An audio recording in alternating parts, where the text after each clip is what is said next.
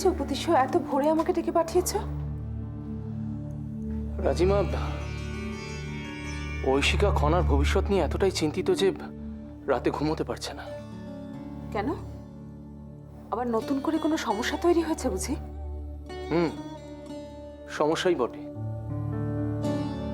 আসলে মাসুমা কিছুদিন আগে খনার জন্মের সময়টা জানতে চেয়েছিলেন, রাজ জ্যোতিষী মশাইকে দিয়ে জন্মকুণ্ডলীটা তৈরি করবেন বলে। কেন? রাজ জ্যোতিষী মশাই কি বিশেষ কিছু গণনা করেছেন? সেখানেই তো সমস্যা। দিদি ঐশিকাকে বলেছিলেন যে যেহেতু খনার জন্ম সূর্যগ্রহণের সময়, ওর জন্মকুণ্ডলী তৈরি করা সম্ভব নয়। সে কি? হ্যাঁ রাজিমা, খনার জন্মকুণ্ডলী যদি না থাকে তাহলে ওর বিবাহ দেওয়া সম্ভব হবে না। তাই ঐশিকা খনাকে নিয়ে ভীষণ চিন্তিত। হ্যাঁ, সে তো ঠিকই। এ তো এক জটিল সমস্যা। তা কিভাবে সমাধান হতে পারে কিছু ভেবেছো? ভাবছি আচার্যদেবের সঙ্গে একবার এই বিষয় নিয়ে কথা বলবো, দেখি উনি কি বলেন। ঠিক বলেছ, আচার্যদেবের কাছে আমাদের যাওয়া উচিত, কারণ একমাত্র তিনিই পারেন এ বিষয়ে কথা বলতে। খনার বিবাহ নিয়ে কিন্তু আমাদের কিছু একটা ভেবে রাখা উচিত। বাবা, আমি একটা কথা বলতে চাই। ভালো মা, কি বলবে বলো। বাবা, আচার্যদেব তো আমার ধর্মপিতা, তাই আমি ওনাকে একটা গুরুত্বপূর্ণ বিষয় বলতে চাই। তোমরা যদি অনুমতি দাও।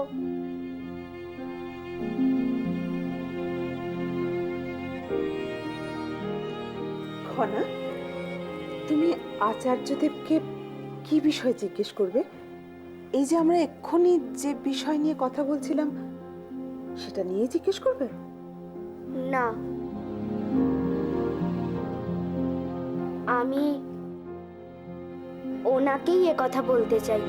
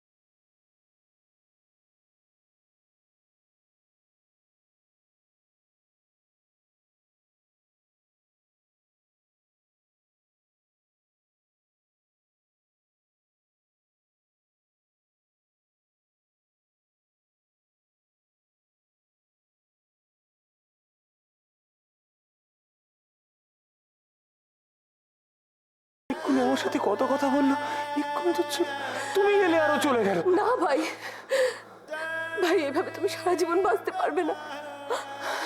বাস্তবে ফিরে এসো ভাই, ফিরে এসো। তুমি যাও না এখান থেকে।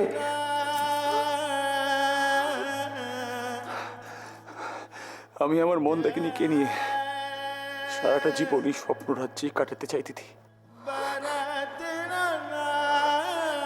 এসব কি কথা বলছো তুমি মহানামা? তুমি না সিংহলের রাজকুমার, ভবিষ্যতের রাজা?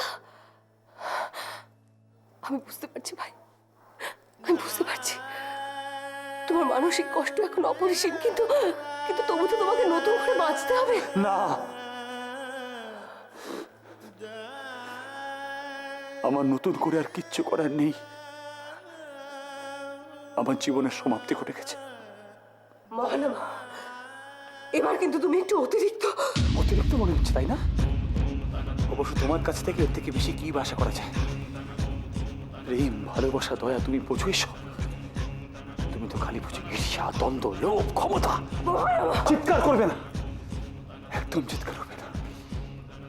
আমি কিচ্ছু ভুল বলছি না। তুমি যে অন্যায় করে চলেছো শুধু সেটাই বলছি তোমাকে। দিন রাত খালি মাসুমার সঙ্গে চক্রান্ত আর চক্রান্ত।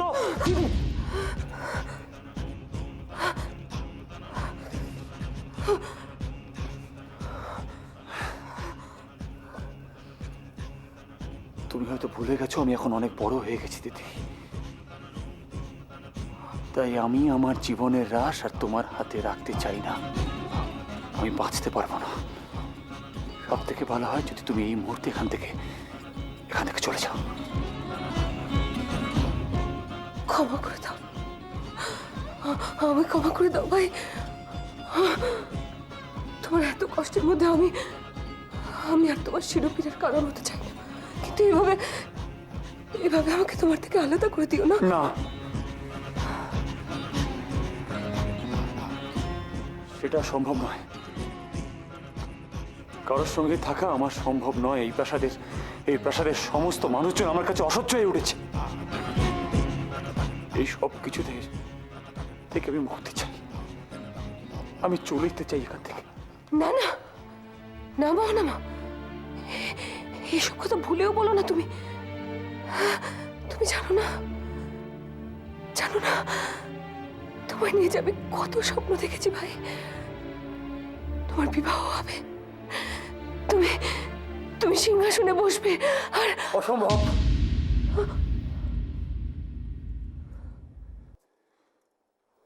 এই বিবাহ করা আমার পক্ষে আর সম্ভব নয় দিদি। গতকালই আমি আমার ভালোবাসাকে চিরদিনের জন্য বিদায় জানিয়ে এসেছি। আর জ্যোতিষবিদ যা বলেছেন তাতে করে অন্য কোনো নারীর জীবন নিয়ে আমার পক্ষে ছেলে খেলা করা সম্ভব। একটা কথা কিন্তু আমি বলতে বাধ্য হচ্ছি মহানামা, তুমি সেই নগণ্যটিকে ভালোবাসতে, ঠিক আছে, কিন্তু তার জন্য তোমার এতটা ভেঙে পড়ার কিছু নেই মহানামা। তুমি একজন রাজপুরুষ, এটা ভুলে যাও না। আর রাজপুরুষের জীবনে এরকম নারী কত আসবে যাবে। নগণ্যটিকে নিয়ে তুমি সম্মান দিয়ে কথা বলবে। সে আমার বিবাহিতা স্ত্রী। এসব কথা ভাবো বলেই তোমার আজ এত কষ্ট মহানামা। শুধু ভাবি না দিদি, বিশ্বাস করি। আমার সমস্ত চেতনা দিয়ে আমি এটা বিশ্বাস করি, কিন্তু এটা আমি কাউকে বলে বোঝাতে পারবো না। কাউকে না। কিন্তু ভাই, তোমার ভবিষ্যতের স্বার্থে। আর স্বার্থ নয় দিদি। অবশ্য তুমি তো ক্ষমতা, লোভ, বিশ্বাস, স্বার্থ এসব ছাড়া কিছুই বুঝবে না। তোমার সাথে আমার থাকতে আর এক মুহূর্ত ইচ্ছে করছে না।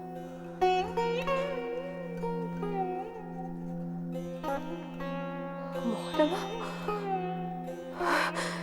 এসব আমি আমার নিজের জন্য করি, শুধুমাত্র তোমার ভবিষ্যতের কথা ভেবে। আমি তার এই প্রতিদান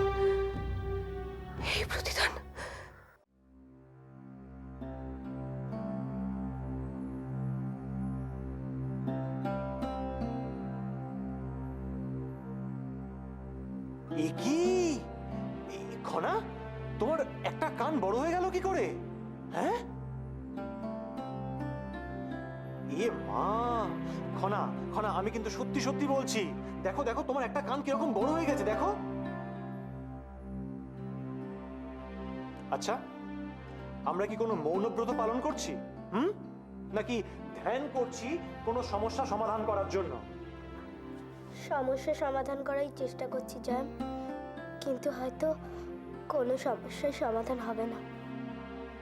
বাবা, এত দুশ্চিন্তা কিসের তোমার? আমি আর সহ্য করতে পারছি না জয়, আমি আর সহ্য করতে পারছি না।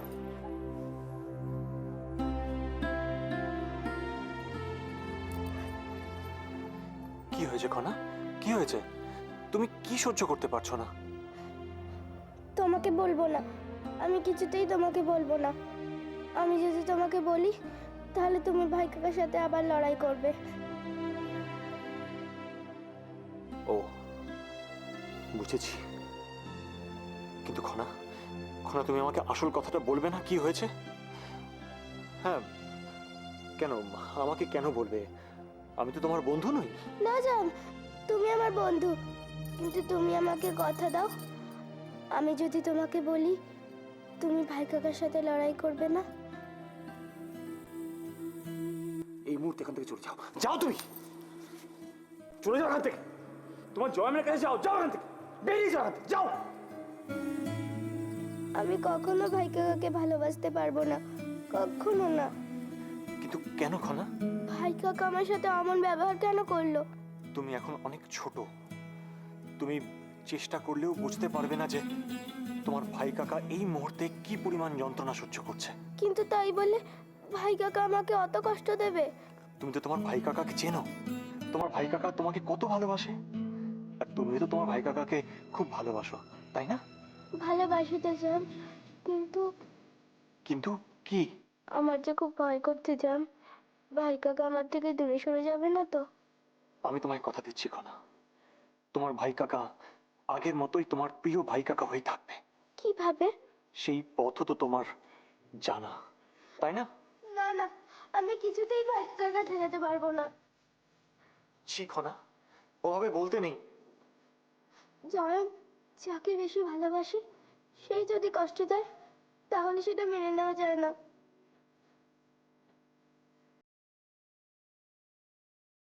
কিন্তু খনা, তুমি যাকে সবচেয়ে বেশি ভালোবাসো সে যদি তোমাকে কষ্ট দেয়, তাহলে তোমার কর্তব্য তোমার ভালোবাসা দিয়ে তাকে ফিরিয়ে আনা, তাই না? না না জান, আমি কিছুতেই পারবো না, আমি কিছুতেই খনা, পারবো না। খনা, খনা শোনো, খনা।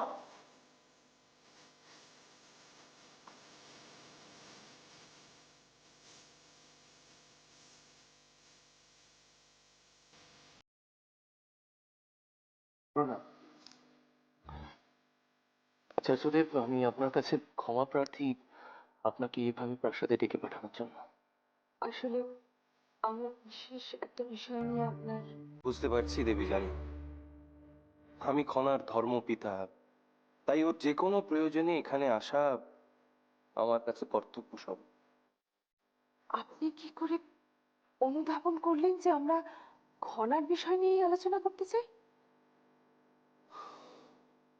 খনা সিংহলের ভাগ্য লক্ষ্মী, কোনো সাধারণ কন্যা তো নয়, তাই যে কোনো পরিস্থিতিতেই ওকে নিয়ে জটিলতা তৈরি হবে, আর ঠিক সে কারণেই আপনি ঠিকই বলেছেন, জটিলতা তৈরি হলে তো আপনি ছাড়া আর গতি নেই।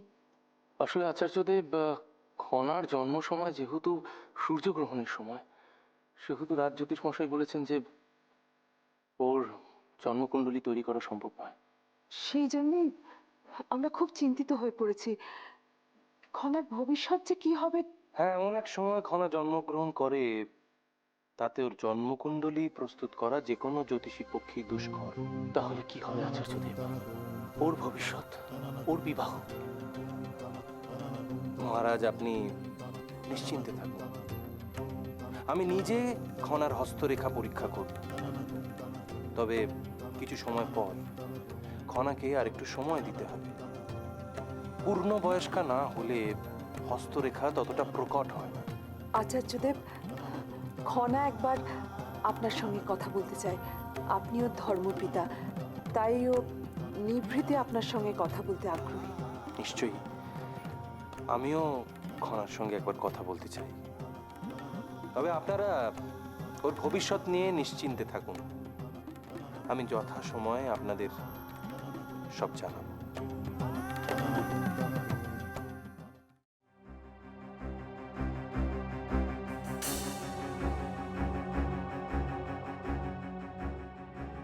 নগণ্যটির হত্যাকারী কে জানতে পেরেছো? খবর নিয়ে জানতে পারলাম জলদস্যু সর্দারই এ কাজ করেছে। তুমি এ ব্যাপারে নিশ্চিত? হ্যাঁ, আমি নিশ্চিত। আচ্ছা, জলদস্যু সর্দার কি এখনো অনুরাধাপুরমে আছে জানো? কিছুদিন আগে পর্যন্ত ছিল, কিন্তু এখন আর কোনো খোঁজও পাচ্ছি না।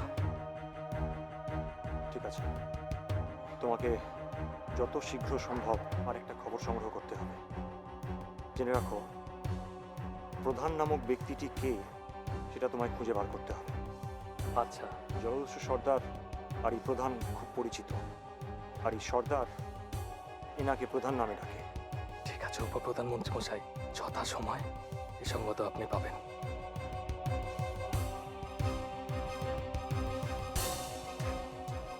জলদস্যুদের দৌরাত্ম্য দেখছি ক্রমাগতই বাড়ছে। মহারাজকে ওরা আক্রমণ করেছিল, খনাকে অপহরণ করেছিল, এখন এখন আবার নগণ্যটিকে হত্যা করলো? কিন্তু কেন? রাজকুমারের সঙ্গে কি কোনো শত্রুতা আছে ওদের? নাকি রাজবংশের মধ্যে যে দ্বিধাবিভক্তি আছে সেটা ওরা জানে? তাহলে কি ওই প্রধান নামক ব্যক্তি এসবের মূলে? কিন্তু কে এই প্রধান? মাসুমা, মাসুমা, কি হয়েছে ত্রিজটা? তুমি তো গত রাতেও এত উচ্ছ্বসিত ছিলে, আবার কি হলো? সব শেষ, সব সব শেষ হয়ে গেল আমার। ত্রিজটা, এক কথা তোমার মুখে শুনে শুনে আমি ক্লান্ত। আপনি বুঝতে পারছেন না মাসুমা, আমার ভাইকে আমি... আচ্ছা ঠিক আছে ঠিক আছে, তুমি একটু শান্ত হও, বলো কি হয়েছে? মহানামা আমাদের সকলকে ছেড়ে চলে যাওয়ার সিদ্ধান্ত নিয়েছে, আরো বিবাহের প্রস্তাবও ফিরিয়ে দিয়েছে। এখন কি হবে মাসুমা? তুমি কি এই কথা বলার জন্য ভোরবেলা মহানামার কাছে গিয়েছিলে? হ্যাঁ। ত্রিজটা, একই কথা তোমাকে বারবার কেন শেখাতে হয় বলো তো? কেন ভুলে যাচ্ছ? মহানামা গত রাতেই তার ভালোবাসার মৃত্যু সচক্ষে দেখেছে। এই প্রথম সে নিজের হাতে তার প্রিয়জনের রক্তাক্ত মৃতদেহ ধরে বসে থেকেছে। ওকে তো মানসিকভাবে আগের অবস্থায় ফিরিয়ে আনার জন্য সময় দিতে হবে। তাহলে কি আমাদের জয়লাভের আনন্দের এখানেই সমাপ্তি ঘটলো? ত্রিজটা, যে কোনো সমস্যা সামনে এলেই তা থেকে বেরিয়ে আসার জন্য ঠিক রাস্তা তৈরি হয়, কিন্তু তুমি তো এসব বোঝোই না, খালি হা হুতাশ করে চলো। এখন কি হবে মাসুমা? আমি তো আর কিচ্ছু ভাবতে পারছি না। কেন ভাবতে পারছো না বলো তো? তোমার তো উচিত ছিল আচার্যদেব কেন এ প্রাসাদে এসেছেন তা নিরূপণ করা। আমার মনে হয় খনার জন্মকুণ্ডলী নিয়ে যে সমস্যা সৃষ্টি হয়েছে সে ব্যাপারে আলোচনার জন্যই উপতিষ্য আর ঐশিকা আচার্যদেবকে আহ্বান করেছেন। না না না ত্রিজটা, তোমাকে দিয়ে কিচ্ছু হবে না, যা করার আমাকেই করতে হবে।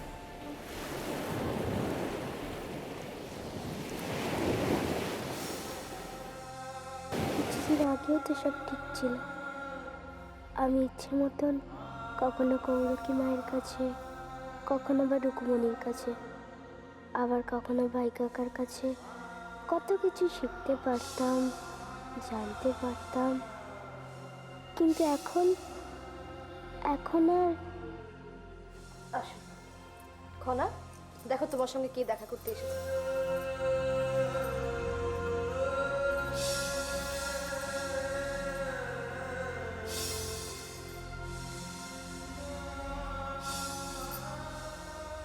কি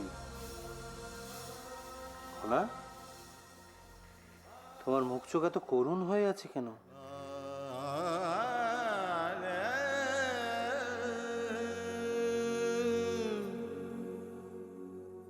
এই নিন আচার্যদেব, এটা আমার আর প্রয়োজন নেই।